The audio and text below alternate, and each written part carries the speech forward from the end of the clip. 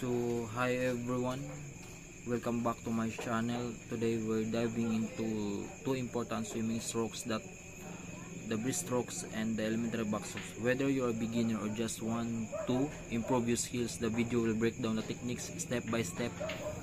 Let's get started. So breaststroke. So the number one technique is body position. Start with your flat and face down in the water. Keep your body in a horizontal line, relax and float. So number two, arms movement. Your arms begin extended in front of you. Pull both arm out and around in a circular motion, like drawing a heart. Then bring your hands together under your chest and extend it forward again. So the number three is leg movement. This is called the frog kick. Bring your heels up, spread your knees in apart, push up the water backward. Soles of your feet, legs should snap together at the end. So number four, inhale when your heart rises during the arm pull and exhale underwater. Timing is full, breath, kick and glide.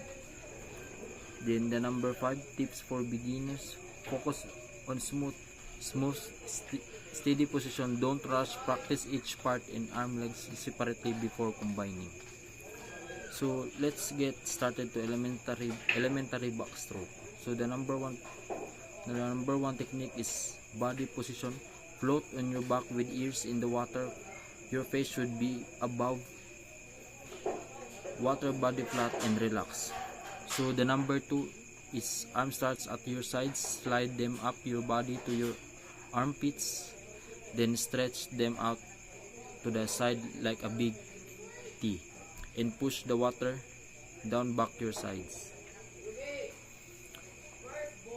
Then number three, leg movement. Also use a frog kick like breaststrokes.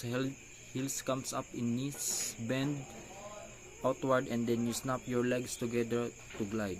Then the number four, coordination and breathing. Breathing naturally if your face is out of the water. The arm and leg movements should happen at the same time, followed by a glide. Then the number five is this stroke. The number five is when to use it. Then this stroke is great for beginners, survival swimming, and for those who need to rest while we're still moving in the water. And these swimming techniques like breaststrokes and backstrokes are useful for seafarers to disaster, to use it when abandon ship or